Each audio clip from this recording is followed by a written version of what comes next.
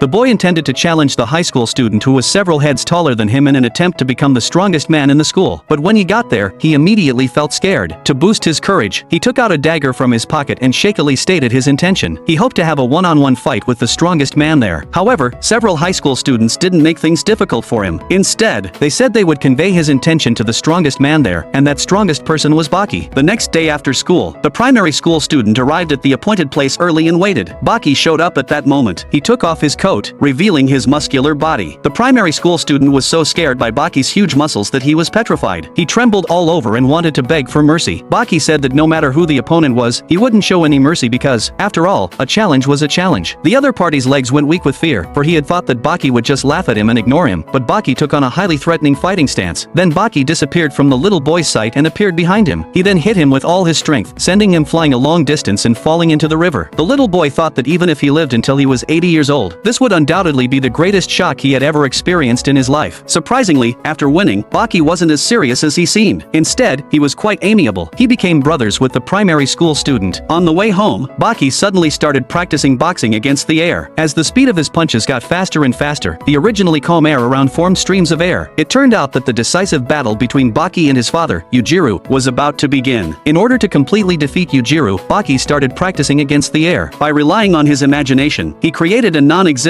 enemy. The boy beside was stunned. He thought there was really an enemy in front of Baki. The boy was really fond of boxing. Based on Baki's punching movements and the way he dodged with his steps, he judged that the one fighting with Baki was Mike Tyson, the man once known as the strongest boxer in the world. Tyson broke through Baki's defense with a left punch and immediately followed up with an uppercut, sending Baki flying. The boy was shocked to see Baki fighting with the imaginary opponent and getting injured. However, Baki walked towards Tyson with a smile. The next second, Baki moved and kicked Tyson in the head, defeating the once strongest boxer.